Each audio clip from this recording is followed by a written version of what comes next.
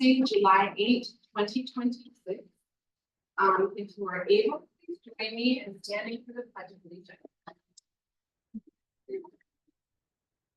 I pledge allegiance to the flag of the United States of America and to the republic for which it stands, one nation, under God, indivisible, with liberty and justice for all.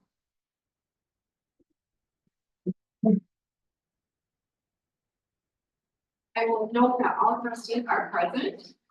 Brings us to reports. We do not have any presentations. Okay, treasurer's report. Treasurer Humber, please give us credit to that. I'd be happy to. So, June 30th, in the month, also the end of the fiscal year, our cash on hand and general bank account was $2.08 million. That was increased from last month of $263,000, primarily due we cashed in one of our CDs with Grand River Bank that matured, so that increased that amount in the bank. Fiscal year 2026 has ended, and I do want to know that I'll be making an adjustment to the percentage of it. We always get bills that come in after the packet's created, but that need approval right away. Let's see. So one of the significant payments that came in late was to Allegan County Road Commission for $226,000. And the consent agreement, which I will amend, is now a total of $639,028. So there's the road commission I just mentioned. We also had $114,000 due to the city of Saugatuck over Main Street, and $83,000. These are the significant ones. $83,000 to Progressive for work.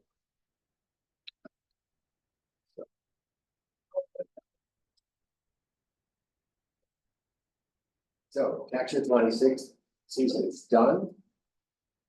Tax year 27 started on July 1st. Bills have gone out and started receiving payments. So because it's the end of a quarter and the fiscal year, I handed out a detailed summary of our financial investments. I want to point out a few things. We ended the year at $2.7 million. That was down about $260,000 from May. And that was due to the one with CD I just mentioned. That we took the cash, put it in the bank, we'll work on the building. We have 2 commercial papers that we extended by a month. And we also bought a new CD through JP Morgan Bank that will mature in 2031. What was the street on that? So you know, I've been happy on to the see new- that you've got one that locked in for a longer period of time. Let's see. So where is that? Because we have everything now circled down. That's it. It's in the room. 4.4. Nice. Yeah, it's good rate. One of our clients that we've been with for several years for investments, Grand River Bank. We were there when we did that because we wanted to support a local bank. Well, it's not so local anymore. These things happen all the time. Isabella Bank, which is a big bank in the middle of Michigan, I think they're headquartered in Midland. So they've taken that over. We haven't heard of any changes in terms of deal with just thought I'd share. And let's see. Oh, so I want to point out so that you got the summary, but separately, and we haven't done this before. For the whole fiscal year, we totaled up total interest and earnings across the board. Like drum roll? Yeah, I think so. I was thrilled. Okay. Oh, it's not. Okay. So the total that we earned fiscal year 2026 was $288,514. So that's a fraud. That's really good. 514. Okay. Yeah. 285.14. 288,514. 288. Yeah. And Let's see if we, I know I appreciate you guys doing that, I know that's a lot of work for even for Peter. But like, think about, that runs like our salaries, basically, a lot Oh. of, just really. Putting that money to work is important, I know a lot of treasurers don't have the, their financial, maybe they just don't even have the capacity, or the board doesn't want to support it, so I really applaud our board for allowing John and I to start that, and for continuing to support John and Peter in that effort, because it takes time, but it's an easy way it's for also, the money. I mean, we enjoyed it. Right. It's like, And when we started doing it, when he was still in the city, he helped me get started, we would got him things. And you've heard me say this a lot, but here's repeating, the majority of townships only participate in my class. Because they don't do anything. and it's all safe. And our auditor is always raving to us about that. And my other line that you all know by heart, when we came into office, the township had $750,000 in one CD. So it wasn't even protected by the government. Right. And now It was we're all at- at one bank. Huh? It was all at one bank. Exactly. And now we're at almost 8 million, so. Here. Yes. Oh, and then just back to the end of your. So overview, general fund came in at 92% of budgeted revenues collected. Which I think anything over, it's a lot of that's timing. And on the expense side, 86%. Which sounds pretty fiscally smart to me. That's my word. Clerk Austin, do you have a community construction report? I do, and it's very short.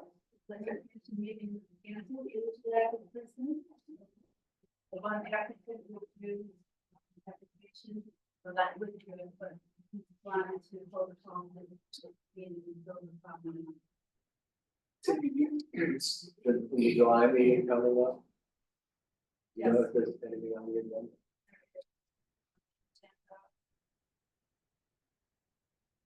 So, the oaks and. Oh. And the onsite will be back, In July? Data centers will be there. data centers, yeah. Debbie, isn't Johnny Walker not so long? I think it's still maybe delayed till August. Yeah. Thank you. I think that brings us to managers. I figured one out for everybody, sorry, it isn't. I'm not gonna hit on everything, but I do wanna spend a little time on this, so. I think you all know that, the state had updated their leaded copper rule, which required requires all municipalities with. Water systems to replace all lead service lines by 2041. And so we've been doing a lot of work towards that. We completed our 20% audit of the entire system. We are almost totally done with identifying all lead service lines. There's a few outstanding, that's also in the report. If you were having trouble locating the service lines themselves, we'll figure that out. It's gonna take a little more work. And then just hunting a few more people down to make sure that we can get inside their homes and verify the material on the inside, because we want to replace anything that has lead or ever was connected to lead. And then a lot of those efforts were funded from a grant by Eagle that we received and we're working through. I think it expires in September, so we were just able to receive over $200,000 from the state in support of those projects. One of the projects that we pursued with that grant was putting together a drinking water state revolving fund application for a low interest loan to actually replace the service lines, because it will be very costly to do so. And that application itself is costly. I think we spent probably nearly $40,000 putting that application together. All of that money though was grant funded, so we didn't spend a dime of taxpayer dollars doing that. Last year we submitted that application. We were unsuccessful. It's competitive. A lot of communities in Michigan are trying to get that money to pay for their lead line replacements. This year, again, shot in the dark, we applied, and I am very happy to report, this is just temporary, but Eagle did,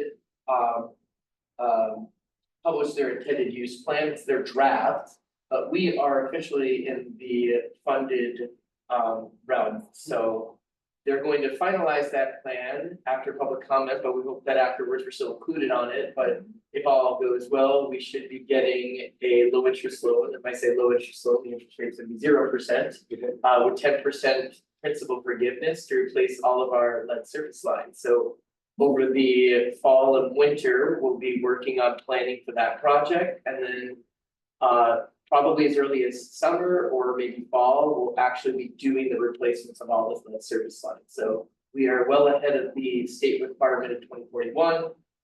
And now we'll have the funding in place to do that project. So wanted to report on that. That's great. Do we know offhand, what the percentage is for the city of Saugatuck? No, Replacement? I would, so both Douglas and the city of Saugatuck, the majority of their service lines would fall under the lead category. They're not necessarily lead themselves, but they have a component called gooseneck that's got, it's galvanized steel, and the state considers that lead. It's important to note that there's no immediate danger, there's not lead in the water, but there is the potential for future issues if it's not, if they're not replaced. So everybody's drinking water is safe at the moment, but you want to replace them over time. They have till 2040. And they have till 2041. Now Douglas has been very proactive about doing it. They did receive a grant from the state. They have a lot more lead service lines than us.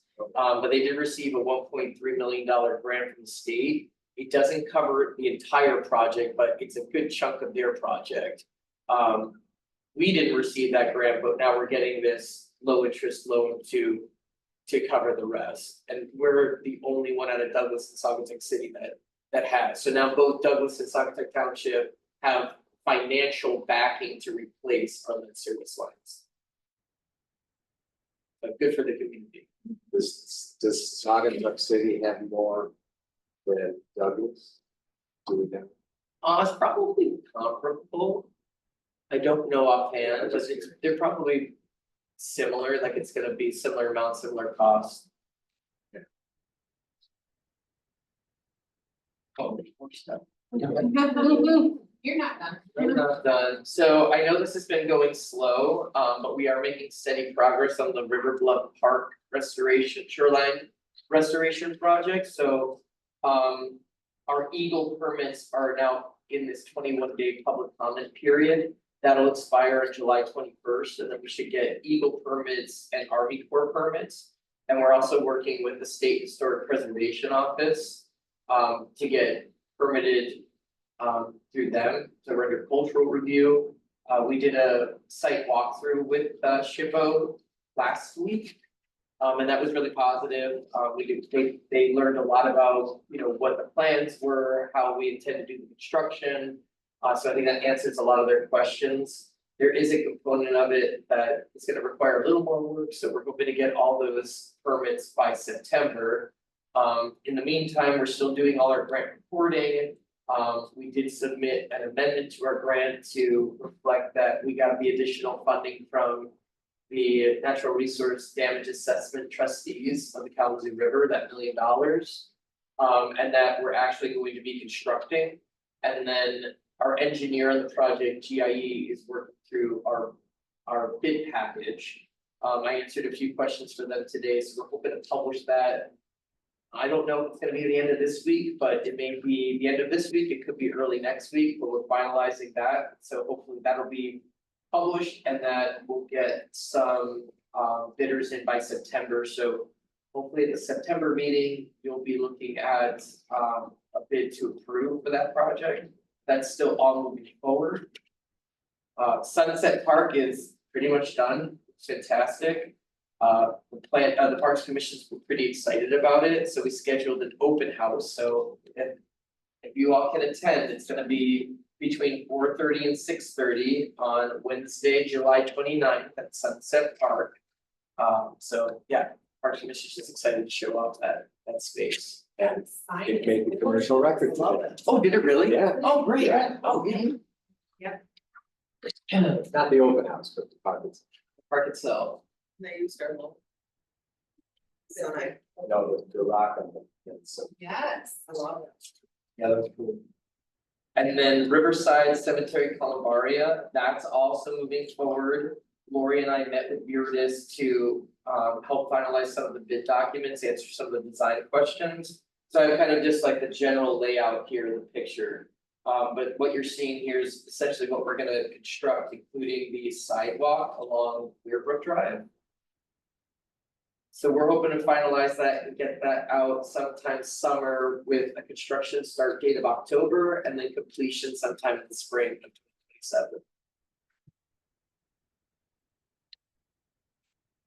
And then the Township Hall project, we're continuing to make progress. We are delayed a few weeks, but we should still finish up the first week in August. And then everything should be set for the August election. Everything should, if there's any remaining items, it's gonna be in the very front of it. So they're working hard on that and yeah, it looks like it's really coming together. We are getting all of our windows replaced though. Coming up soon. They told me it's not gonna be very disruptive, but Sydney and I will see. They're gonna do it. Are they the same size? They're the same size. Yeah, and they assured me that with the frame and everything, they're gonna look really sharp, that it was the right decision. And that was part of a change order that you approved a few months ago. They're really old. They're in way worse condition than they thought. We wanted to do that when We did want to do that. So now we're doing it. Yes. all of them. And then you all met Kate White, but this is her second week on the job and she's doing a fantastic job. Very happy to have her. But just to reiterate, Kate was previously the community development coordinator for Holland Charter Township. And then before that, she was the project manager / deputy clerk for Sagatuck City. She does have a master's in public administration. And yeah, we're just thrilled to have her in the new role of community development coordinator at Sagatuck Township. That's what I got. Great. All right, that brings us to item number 4 on tonight's agenda, which is public comment. Let me just remind the audience that this is a chance for you to be heard by the board. It's not a question answer session, and those speaking just individually are on a 3-minute time limit, and if you're speaking on behalf of a group, you have a 5-minute time limit. We don't have anybody, everybody's outside on this beautiful day, no one is joining us via Zoom. So in this first row here, do we have any public comment? Yes, please.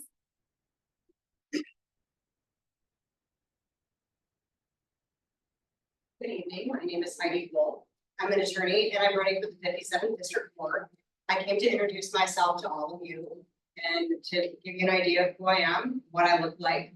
I am an attorney that has been in practice here in Allegheny County for 32 years. I grew up in Wayland, graduated from Wayland High School, and then after law school, my parents decided I should open a law practice in their dining room. And fortunately, it worked out, and eventually I moved out of their dining room and my practice moved to Allegan. I lived in Wayland for a period of time with my husband and my 2 children until it became difficult to pick my kids up from school when they got sick. So we all relocated to Allegan, and I'm still married, and I now have a granddaughter. She's my favorite. I have decided to make this move from private practice into public service because I think it is just a different time in my life and it's a better way for me to serve my community. I have tried thousands of cases in district court in that subject matter alone, thousands of jury trials. I've done hundreds of landlord tenant cases and dealt with civil cases under 25,000. You'll note that Judge Burnett is here. There are 2 different judicial races in district court. I am not running against him, so it's very confusing. Judge Scotchless is retiring. I'm running for his position. When he first was elected, Judge Scotchless, he wanted to implement the mental health treatment court. And I worked on the community action team with him to set that up, and then volunteered my time to be the appointed attorney before there was funding for that position to make sure that program would be successful. I am committed to making sure that program continues to be successful after he leaves, because I do believe that it is the best way that I've seen of the example of access to justice. We talk about it all the time about what that means and what it looks like. When you have a population such as people with mental illnesses who need help accessing not only justice but other services, you've created a court that helps them get those services. It's just a do. So I'm committed to making sure that continues and that people who come into the courtroom are treated fairly, regardless of who they are, that their expectations are understood up front, and that the court is transparent, and that all of their rights are upheld. So that is all I have for you. Thank you for allowing me the opportunity to speak to you. Can I ask, well, let's do. So the district, this position you're running, who else is running at this point? Tim Slays is my That's- appointment. Okay, it's Tim's committee seats. Yes. So it's the two. Yes. Okay. So myself and Tim Slays are running for the position that is being vacated by Scotchless. And then, sorry, Judge Burnett's appointed is Thompson. And is that the newly created one or no? No, there is no newly created Okay. position in district court. That was for circuit court a couple of years ago. Got And that was Emily Chip won that position. Right, She worked for me. I love Emily. She's great. no, we don't. I just put in a plug for her. She's a local, Yes, Love. she's amazing. Huh? She- late town Late expert, town. yeah. Sorry, we won't talk about that.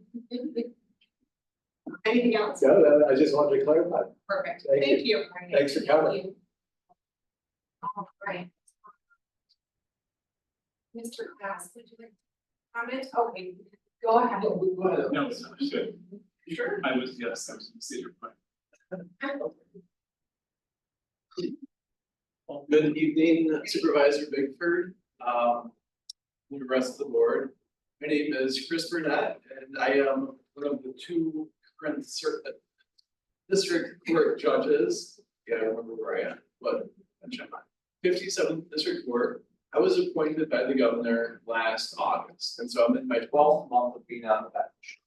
And like Ms. Wolf, I started out in private practice. I grew up in Allegan. Graduated from Allegan High School. After high school, I worked at Perigo, and then I went on to Michigan State. At Michigan State, I was a courier, I was a security guard, I was a janitor. I didn't shy away from dirty or difficult jobs. And I took that same work ethic with me when I was an attorney. I did a lot of neglect and abuse work. I did public defender work. Small town, so we kind of see who comes in your door and how you can best assist them.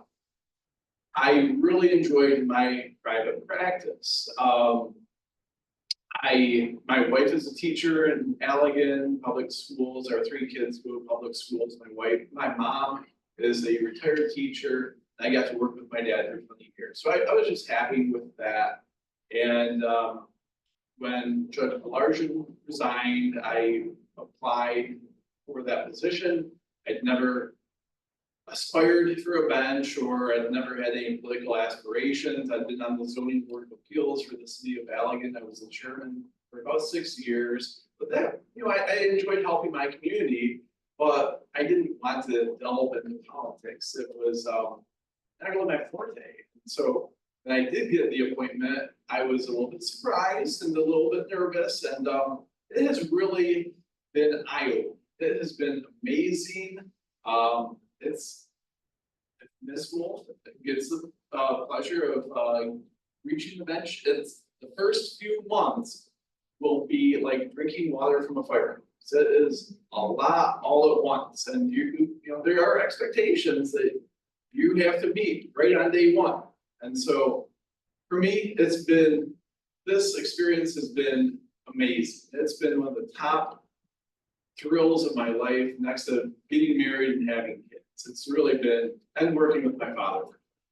It's been great. My courtroom handles sobriety treatment court and veterans treatment court. Those are specialty treatment courts that can be transformative for people. I have 19 participants right now in sobriety treatment court, and it's carrot and stick. And I prefer the carrot, but sometimes we have to use that stick. But we have people that are in their late 60s or 70s that are 300 days sober. They're telling me they haven't been 300 days sober since they were 14 years old. And it's making changes, and it can benefit the community, and I'm part of that. And mental health treatment court is a huge portion of the district court. I know Judge Scotchless has invested a lot, Ms. Wolf has invested a lot in that. These specialty treatment courts are great. But if people don't, my big thing is accountability. So I acknowledge positive improvements, and I also acknowledge the bad stuff. So accountability is huge. I've got a broad range of support. I've got support from both sides of the aisle. I mean, that's how you want to be for a judge. You are nonpartisan. I was invited to the State of the State by Representative Matt Hall. I was appointed by a Dem. So, you know, I'm walking a line where I'm calling balls and strikes.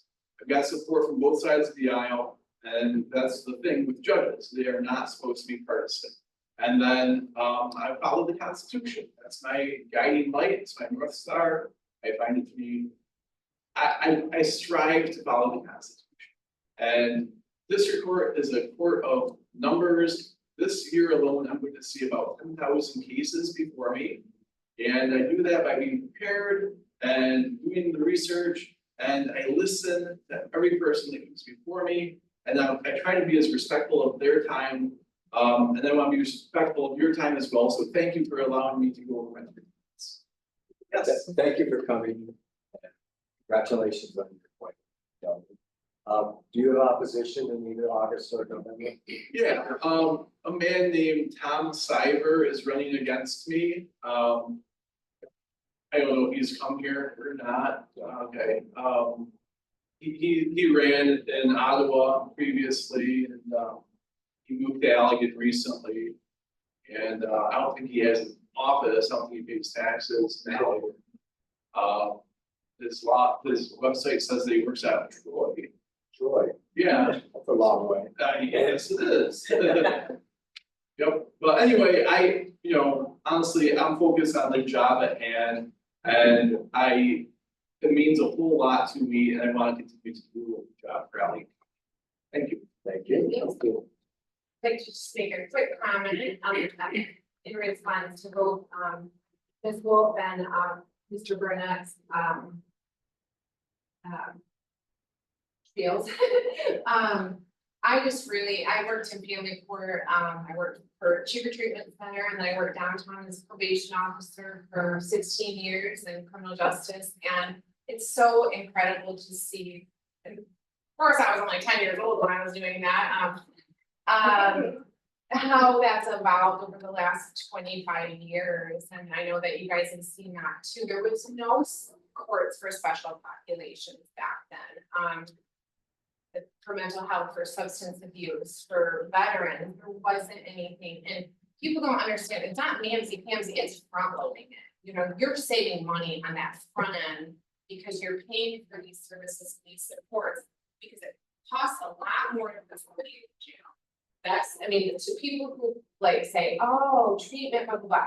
Even these juvenile delinquents, for better, that's a terrible thing, but adjudicated youth that I dealt with, often, I'm sure you guys can relate to this, they would pick straight time. That's what they would say. They'd rather go to secure detention than get treatment because it's harder to get one. And I just really applaud you guys for that. And it just warms my heart to see how much progress has been made in that area. Because when we have these kids, I see 75 to 80% were mental health or substance abuse or abuse. Not hardened criminals that are just making a choice, or young offenders, I guess, not being very inclusive. So thank you. Thank you. All right, Mr. Nate, I forgot your last name already, so sorry. It's all right. Thank you for being patient. I'm already Nate. I had come in before to talk about, the company SWSSB. Unfortunately, they have nothing to do with your lot here, so you're familiar with them. They have a piece of property down again, I live on 134th Street side, right next to Tails and Trails. And at the dead end, they own property on the south side of the road, and they wanted to crush it. They don't need a crusher because they just keep hauling them in and out, and one goes out and get crushed and back in to get crushed.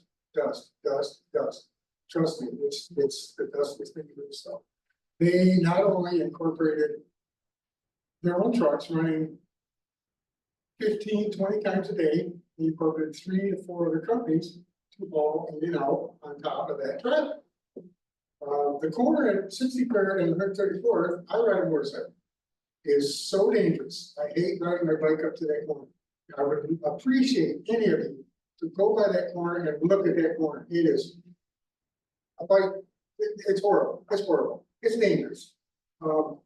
They definitely take advantage of the speed limit, which is kind of incredible. It's 55, it's a dead end road, it's 55, and they take advantage of that speed limit. How do I know? Because they all have to use their Jake brake to pull into their property because they're doing as fast as they can. Coming out of their place, they're not more than 150 yards from my driveway. I used to film, and then I found out 55, so it's worthless for me to film. But from their driveway to mine, 150 yards, they are really hauling. I mean, they got some speed up from their lot to me. And I know they were talking about, because they wanted their crusher, they were talking about you guys making amendments to clean the road out in front of their driveway because it is nasty all the time. Now, it has been, I don't know if they cleaned it. I've never seen a sweeper down there or nothing. And I'm sure that's what the corner is about also, is their traffic, their gravel, the sand. For a motorcycle, it's a horrible corner. And I dread going that way. I usually go around police. And that corner is a little better, but not as bad as that one. It's just the dust thing. It's like I said, they incorporated 3 or 4 other companies on top of their own trucks, not just a couple. 3, 4 of their own trucks, and then I forget all the names. One was PBT, and there was 2 or 3 other names of companies that they're hauling on top of these guys. Just back and forth, just busier than snot. It's just crazy, you know. And they start. The earliest I think they started is approximately 6:45, and they run to about 6:45. So I get this all day. I get it the whole day, one after the other. They're overlapping each other. One's going in and one's coming out most of the time. The noise, you know, when they were requesting a crusher, you guys, the board discussed doing noise testing in the neighborhood. I'm the neighborhood. I'm the only neighbor there. The thing we hear now, they obviously don't have their crusher because they're hauling the loads out and crushing, hauling them back. Dust, dust, and dust. The noise thing, every time they go down to unload in their lot, I don't know if you ever heard a semi unload, a dump truck semi unload, that big metal tailgate going bang, bang, bang. We hear that all day. It's like they're right next to us almost. This huge, I mean, just constant. Every truck that comes there, it's 3 or 4 good loud bangs. And it's like somebody shooting or setting off some explosions, not fireworks, explosions. Yeah. I don't know, it's just so many trucks and the last few days it's been, I lose track after 15 or 20 in a day, in one day, you know. And when they were talking about getting the pressure, they were talking about, oh, it's only gonna be X amount of trucks, so we're turning pressure. They blew those numbers way out of the water. Those numbers are here. This is what they're really running. In and out, and not always empty one way. Loaded one way, loaded the other way, a lot of the times. I don't know. I truly invite any or all of you to sit in my driveway or at the corner police center or the driveway next to me or the dog park driveway and witness this to see. I'm not exaggerating. This is incredible. This is just totally I don't know, I think it's out of hand, because it's just constant, it's not. I can't say it's every day, because it's not, and we bless that it's not the day they don't. Because when they do, you cannot, we have a front porch that faces the road, nice front porch, nice chairs, sit in a beautiful yard, sit in like the quiet, and a dog park and all this. Not even close, I mean, it's one truck after another, and like I say, a lot of times they're overlapping. Here's one, and then here comes another one out, and it's nonstop. I mean, like I said, I'm up at 6:30. They start right about that time, and they go until. They've been as late as 7 sometimes, normally it's 5:36, 6:30, by. Dust and dust, I mean, you can't even imagine how much dust goes by my house. And then you got those two businesses, Mike, I even can't recall his last name, what's the car club right near me. He had been in here before too. Also talked about that dust because he has classic cars. He can't have that dust on these classic cars. He wanted to come, but he didn't show tonight, I thought. The other neighbor has a business there that, I guess there's a B&B there. Oh, I'd love to rent that one, paying $500-600 a day, and having semi after semi. They're right on the corner, and these trucks are going, they come up the road here and they come up Gleason, they're right at the corner. It's just literally incredible. And the speed of it, I wish I could have some way to change that speed limit. And I'm the only person that cares about it. Obviously, you know, the other neighbors don't really, they're so far away. You know, they're up to speed by the time they get to those neighbors. They are up to speed limit if they want to just hammer down and go. I know seatbelts are an option, because a lot of times, sometimes I see them, they're putting it on as they're going by my house. They're already going down the road a little bit. I thought law was, once you're in that car, that thing goes on. Helmets are optional, not seatbelts. Phones, I haven't seen the drivers with their phones in their hands lately, but they are going down the road, looking at their lap. And where's the phone? I don't know, I can't see it, so I can't say. Because I have witnessed some of the drivers going down the road like this. I have literally seen a couple, you know, their drivers go by like that. Incredible, I just, you know, it's the dust and dust. It's so much dust. I truly invite any or all of you to come to my property, come to the corner, come to the dog park. You know, you park in the dog park and witness this. It is just literally incredible. I mean, I don't even know where else to go with what I got here, because it's just, that's how nuts it is. Thank you for being here. Thank you for being friendly, as much as you're frustrated, friendly and frustrated, we can be both, right? Absolutely. And I would just invite the board to hold their comments. I know that we're concerned and we hear you, but Manager DeFranco, would you like to make any short comment now, or just invite Mr. Nathaniel to set up a meeting with you, or road commission, Either. or? Yeah. However you wanna do it. I already set something up for the day, so I think, yeah, so I think what Nathaniel was referencing is, it was a project that went for the planning commission. Okay. So, See, I don't remember you. so I know being there. exactly what you're talking about, and I will communicate all of this to our zoning administrator and probably be in I touch. hope they never get a crusher, because they already create so much dust, just the way they're operating now. It is just literally incredible. I mean, if I had vehicles I cared a lot about, they wouldn't sit in my. Because I have to wash them every other day. It's just crazy. And these guys, like I said, they like the 55-mile-an-hour speed limit, because they hammer down. They just haul, and you got your dog park, which is, I know, I've gone there plenty, is your best dog park. These people in the dog park gotta be scared pulling out of there. I mean, these guys, they come out of their driveway and it's hammered down. And coming down there, like I say, they have to use a jake brake, because they are just falling. They have to use that jake to slow down and get to their driveway, because it's right there. It's not that far, you know, it's nuts. And, you know, when they come to Gleason, at least most of the time, they make a good stop. They come up to 134, most of the time. I didn't say all the time, but so. Thank you. I Daniel appreciate it. for the day will be Yes, in touch. reaching out to you. Okay, do you need something from me as far as I get home here when I? You wanna, what's your phone number? 616-212-0520. Reach out. Thank you, Thanks. thank you, everyone from there. You too. And we do not have anybody that has joined us online, so unless anybody else wants to say anything, I'm going to close public comment. And move on to, approval of tonight's agenda. Unless there's, do we have an addition? No, it was added, Okay, so officially, I move to approve the agenda. your motion? I'll support. In support. Further discussion? On favor? Aye. Opposed? Motion carries 5-0. Consent agenda, unless anybody wants to pull anything out of the consent agenda, I know Treasurer Helmer noted one change, correct? You got it, Yes. the dollar amount. That's all I. Okay, so there's nothing else that we would like to pull out and discuss. Treasurer Helmer is gonna give that to our trustee minute taker.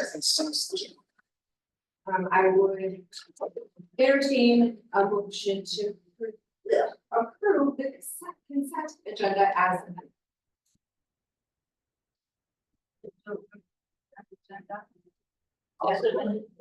I'll support. As amended. Motion and support, further discussion. On favor? Aye. Opposed? That carries, let's all the way down, there is no items, under number 7 through 12, so that brings us to other new business, which is ordinance 2026-04 required tracer wire for water services. Yeah, Frankel, why don't you kick off with the discussion? yes, so, 63. yeah, it's basically three. So currently, we do require the public side for the water service line to be copper, but we don't require metal on the private side. So someone could have plastic PVC. And if you have a plastic water service, it is very difficult to locate it if we don't have that in our GIS. So we don't always have all of the water services in our GIS. And so to facilitate locating those water services, and they may need to be located for many different reasons. We typically request that developers or private homeowners use tracer wires. We don't really have any way to enforce that or require that, although it's incredibly helpful for us, and the Kalamazoo Lake Sewer Water Authority has asked us to require that. So what we're doing here is we're approving an ordinance so that we can mandate that when a new water service goes in, we're not requiring that the private side be copper, which is very expensive. We're still allowing for that to be a non-metal material. But to assist us in locating that service line in the future, which could be very helpful to the homeowner as well, we want to require that tracer wires installed. And so that's what this ordinance would do.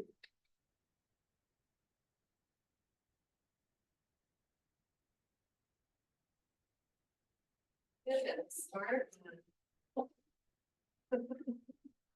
Wish that we had that in the past.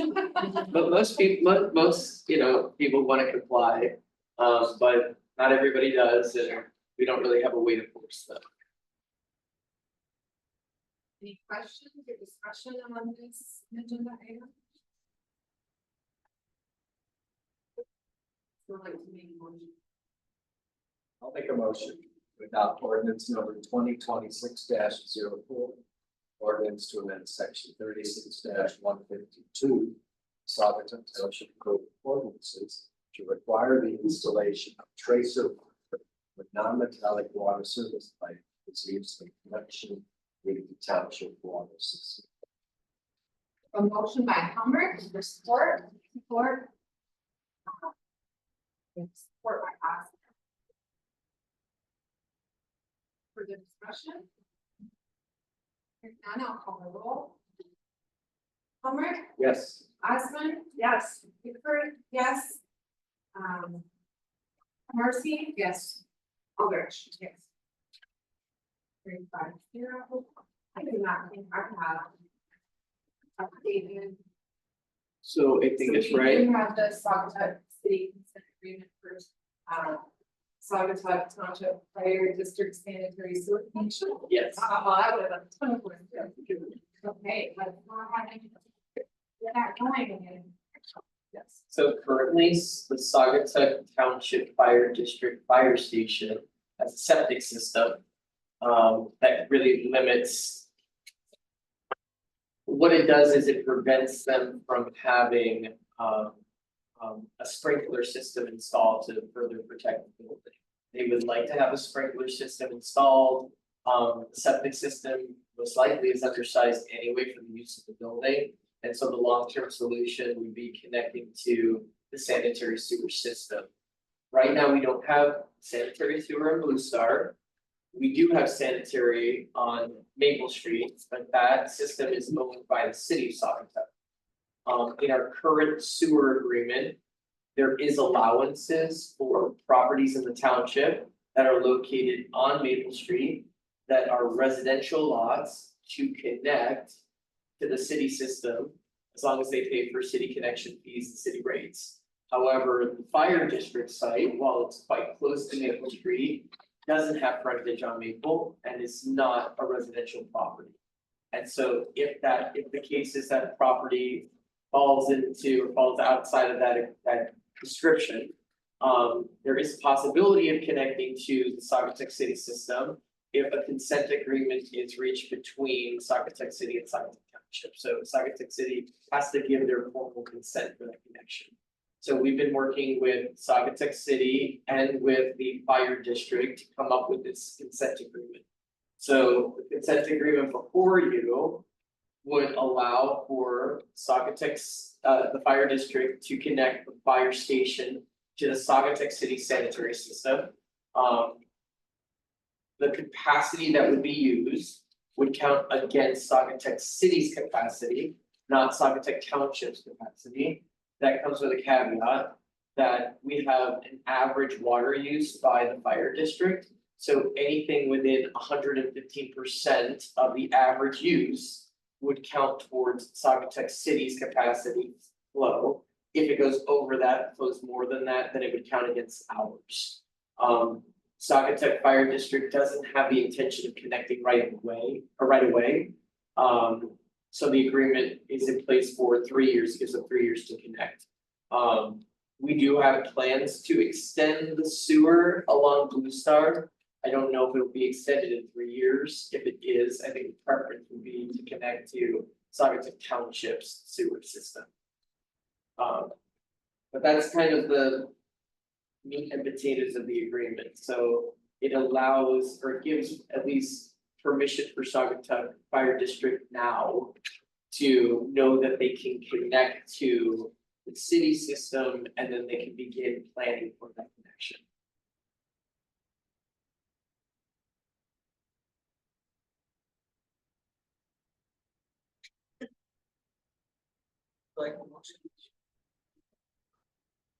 I move to approve the consent agreement for sanitary sewer service between the city of Sagatuck, Sagatuck Township, and the Sagatuck Township Fire District.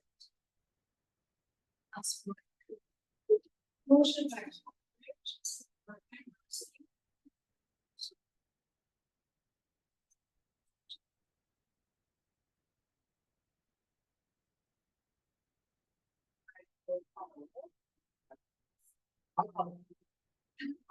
Yes. Marcy, yes. Aspen, yes. Alright. Yes. Bickford, yes. Carried unanimously, 5-0.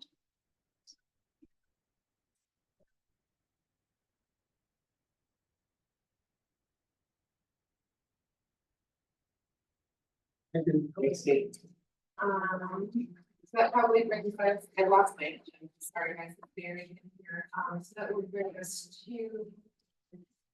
Public comment again, correct? Okay, is there anybody in the audience that would like to comment? Good evening, my name is Linda Teeter, I'm the Director of Finance and Fundraising for the Allegan County Legal Assistance Center. Just want to say thank you for renewing your contract for the Legal Assistance Center for the next year. And I really appreciate your support. Thank you, Linda. Let us know when you have social media, when you have those kids getting your social media going so we can post and repost. I just said to, Franco that I was gonna send the electronic version of what was gonna go on the tax bill. I think we are working on the young people with the social media. Good, all right. Thank you for being here. Thank you. Make it part of the news. We do it in the newsletter. Oh, Mr. Glass, did you pick to comment tomorrow? And we still, everybody's still outside and with this weather, not on a Zoom call. So I will close, public comment. Just anything further or and adjourn tonight's meeting at 6:51. no more comments. Sorry, we can, yes, I lost my phone. Okay, we'll do board comment. Anyone else have a comment? Go ahead, first. Thank you. I just want to thank each of my colleagues on the board, as manager, staff, for all the support the last 2 months. They've been very challenging for me. As I said earlier today, 90% one there. But it's been tough, but I think I own this one and because of the MRI appointment in Grand Rapids. So it's been an interesting experience.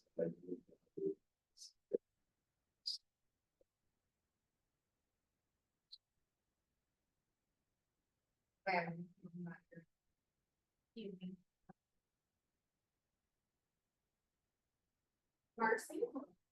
Thank you. I'm so glad you're here and able to, you're looking better every time I see you. And, I've got some challenges as well, and the board would follow them up, given my crisis too, so, yeah, just value all your friendship and support. Thanks for a lot. Been a tough month, couple months. Yes, I wanted to make one comment about the elections. The election did meet with the resolution with a list of inspectors, election inspectors. And to date, so far, we have collected 102 absentee ballots. And we've had several that were spoiled because of the change on the ballot. How many went out, Kirk? About 1,100. Yeah. Very good. I think that's okay, right? Okay.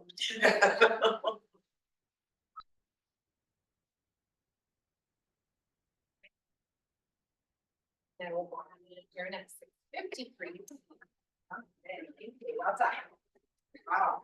77. So is that? Great. No. Like,